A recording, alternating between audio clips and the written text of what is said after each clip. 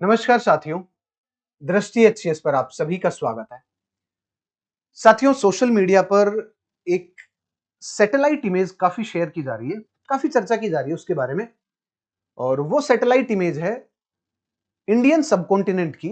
उसी में भारत भी है। इंडियन सबकॉन्टिनेंट, हम आज का जो पाकिस्तान, भारत, नेपाल, बांग्लादेश, इस सबको हम बोलते हैं इंडियन सबकॉन्टिनेंट, भारतीय उपमहाद्वीप। तो भारत का जो आसमान है उसमें क्लाउड कवर है, उसके बारे में चर्चा है कि लगभग 95% एरिया पर क्लाउड कवर है।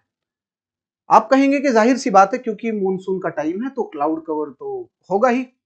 बट यहां पर इसलिए ये चीज डिस्कस की जा रही है कि इस बार का जो इवेंट है वो है एल नीनो का इवेंट। और एल नीनो का जब भी साल होता है तो उस समय जो क्लाउड कवर होता है इंडियन सबकॉन्टिनेंट के ऊपर, और जो मॉनसून होता है, मॉनसून में गिरावट होती है। मॉनसून ओवरऑल जब हम देखते हैं तो मॉनसून की बारिश में कमी देखी जाती है। लेकिन अभी 95% क्लाउड कवर है, जो कि काफी ज्यादा है। और इस बार का जो एल नीनो का जो इवेंट है वो भी गोड जिला एल नीनो है। मतलब ये है सुपर एल नीनो, जिसका जो प्रभावित जो इम्पैक्ट था इस बार के मॉनसून के ऊपर वो काफी ज्यादा रहा अभी तक। लेकिन अभी ऐसा क्या हुआ कुछ दिनों में, 2-3 दिनों में, और आने वाले जो 3-4 दिन रहेंगे उसी प्रकार से रहेंगे। क्लाउड कवर जो है और बारिश जो है आपको ठीक ठाक देखने को मिलेगी।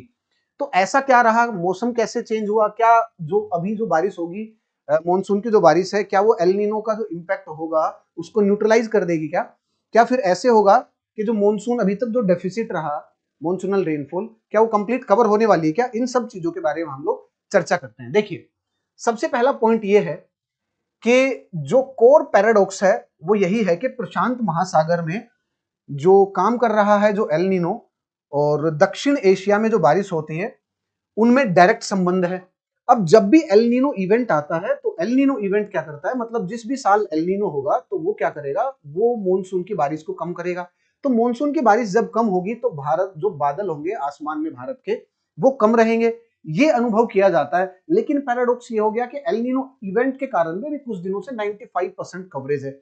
अब ये किस प्रकार से हुआ, इसकी जो संभावित जो चर्चाएं वो काफी ज्यादा है कि हो सकता है कि इंडियन ओशन डाइपोल अभी तक तो न्यूट्रल दिख रहा है, हो सकता है कि वो पॉजिटिव हो, क्योंकि अभी तक तो न्यूट्रल है, लेकिन हो सकता है कि वो धीरे धीरे पॉजिटिव होने लग जाए। उसी के साथ साथ कुछ बंगाल की खाड़ी और अरब की खाड़ी में बनने वाले कुछ ऐसे जो चक्रवात हैं, जो ऐसी हवाएं, चक्रवाती हवाएं, जिसके कारण भारत में बारिश हो रही है, या कुछ ऐसे लो प्रेशर सेंटर देखे गए हैं जैसे कि हरियाणा के ऊपर, वेस्टर्न यूपी के ऊपर, जो कि हवाएं खींच रहे हैं अरब सागर से और बे ऑफ बंगाल से, वो हवाएं खींच रहे हैं। और क्योंकि ये हवाएं दो सागर से आ रही है, अरब सागर से और बे ऑफ बंगाल से, तो ये जो लो प्रेशर सेंटर है मोस्ट प्रोबेबली होना हो ये वहां से हवाएं खींच रहे हैं। और वहां से जो हवाएं आएंगी, क्योंकि समुद्र से आ रही है तो पानी अपने साथ मॉइस्चर तो लेके आएंगी। तो संभावित ये एक कारण है कि एल नीनो का जो इम्पैक्ट है वो आपको 5-7 दिन कम देखने को मिले। अब थोड़ा सा और देखते हैं यहां से। यहां पर जो मेन जो चर्चा और जो मेन जो डिस्कशन है वो ये है कि आपको ये समझना है कि देखिए, एल नीनो का जो इवेंट है ना, मतलब एल नीनो, यहां पर देखिए हो क्या रहा है, हो ये रहा है कि बहुत सारे कुछ लो प्रेशर सेंटर्स बन चुके हैं। जैसे यहां पर दिल्ली के चारों तरफ एनसीआर एरिया हो गया, हरियाणा पंजाब का वेस्टर्न यूपी का एरिया होगा, ये एक लो प्रेशर सेंटर बन गया। यहां पर एक लो प्रेशर सेंटर है, यहां पर एक लो प्रेशर सेंटर बन गया। और ये जो इंटेंस लो प्रेशर सेंटर है, ये क्या कर रहे हैं, ये यहां से हवाएं बे ऑफ बंगाल, मतलब बंगाल की खाड़ी से हवाएं इंडियन सबकॉन्टिनेंट, जो भारतीय उपमहाद्वीप है, उसकी तरफ खींच रहे हैं, उसकी तरफ। और इसी के कारण पूरा का पूरा जो इंडिया है उसमें और भारत के आसमान में आपको 95% क्लाउड कवर मिलेंगे। अब अगेन द क्वेश्चन वही आता है, सबसे पहला पॉइंट, कि ठीक है आपने ये बताया, लेकिन आपने तो ये बताया ना कि एल नीनो का जब भी इवेंट होता है उस समय पर वर्षा कम होगी, बारिश कम होगी। देखिए, यहां पर ये है कि एल नीनो जो इवेंट है वो माइक्रो मैनेजमेंट नहीं करता है। ऐसा नहीं है कि वो डे टू डे, एक हफ्ता, 2 दिन, 5 दिन, 10 दिन, 2 हफ्ता की सारी बारिश को, ये इसको बोलते हैं माइक्रो मैनेजमेंट। ये ओवरऑल जो सीजन रहेगा उसके बारे में डिसाइड करेगा कि इस बार का जो मॉनसूनल जो सीजन रहेगा उसमें बारिश कम रहेगी। लेकिन micro management day to day का माइक्रो मैनेजमेंट नहीं करता। उस डे टू डे के माइक्रो मैनेजमेंट से संबंधित जो मौसम से संबंधित जो मैनेजमेंट है, उसमें लोकल जो वेरिएशन है, जैसे इसको बोलते हैं लोकल वेरिएशन, जो लोकल सेल बने हैं, ये लोकल वेरिएशन भी अपना रोल अदा करती हैं। उसी के साथ साथ कुछ रीजनल वेरिएशन भी होती है, जैसे इंडियन ओशन डाइपोल, जैसे मदन जूलियन ऑसिलेशन। मतलब यदि एल नीनो का इवेंट है तो बारिश कम होगी, मतलब मॉनसून की बारिश कम होगी, ये तो पक्का है। लेकिन मॉनसून की बारिश कितनी कम होगी, 1%, 2%, या हो सकता है कि उसके जस्ट बराबर हो जाए जितनी एवरेज होनी चाहिए, क्योंकि ऐसे कुछ रीजनल सर्कुलेशन भी हैं जो इसके इंपैक्ट को काट देते हैं। ऐसे कौन कौन से इंपैक्ट हैं? यदि इंडियन ओशन डाइपोल पॉजिटिव हो जाए तो उसका इंपैक्ट कट जाएगा।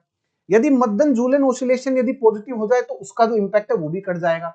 यदि कुछ लोकल वेरिएशन जैसे इस बार आए हैं, लो प्रेशर सेंटर आ जाए जो कि बे ऑफ बंगाल और अरेबियन सी से मॉइस्चर को खींचे, तो उसके कारण भी इंपैक्ट कट जाएगा।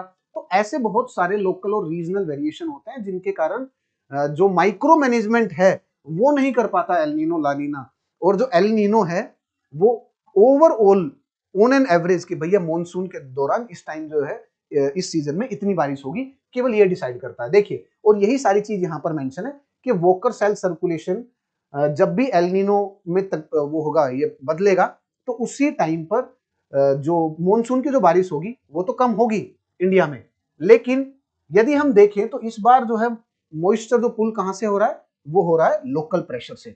यही सारी चीजें इसमें मेंशन है। अब हम आगे चलते हैं, देखिए थोड़ी सी और चर्चा करते हैं कि ये दीज टू ओशंस, किन ओशन की बात कर रहा है दोस्तों? ये ओशन की बात कर रहा है बंगाल की खाड़ी और अरेबियन सी के बारे में चर्चा कर रहा है कि यहाँ पर जो नमी है, यहाँ पर जो ये जो दो ओशन है, ये फीड कर रहे हैं मॉइस्चर को इंडियन सबकॉन्टिनेंट, भारतीय उपमहाद्वीप में, ये लोकल विंड्स के थ्रू। अब देखिए मॉनसून के जो ट्रफ है वो भी क्योंकि इन लो प्रेशर सेंटर की, इन लो प्रेशर सेंटर से जो दिल्ली का जो आसपास का एरिया है वहां पर, मतलब कि ये जो कुछ जो लोकल प्रेशर की, जैसे आईटीसीजेड हो गई, लो प्रेशर एक बेल्ट है, तो इसको बोलते हैं मॉनसूनल ट्रफ, जहां पर मॉनसून की जो हवाएं वो खिंची हुई आती है। और ये जो मॉनसून की जो ट्रफ है वापस जो इंडो गैंजेटिक प्लेन है वहां पर शिफ्ट हो गई है, और इसीलिए आने वाले कुछ जो दिन और रहेंगे बारिश होगी, मॉनसून की बारिश, और हो सकता है कि बारिश अच्छी रही तो कुछ जो भी क्षेत्र होंगे उसमें जितनी मॉनसून की बारिश होनी चाहिए उसके आसपास हो जाएगी एवरेज, जबकि इस बार होना चाहिए था क्योंकि गोडजिला एल नीनो इवेंट है तो बारिश भारी कम होनी चाहिए थी, लेकिन हो सकता है कि संभवतः इसकी पूर्ति हो जाए।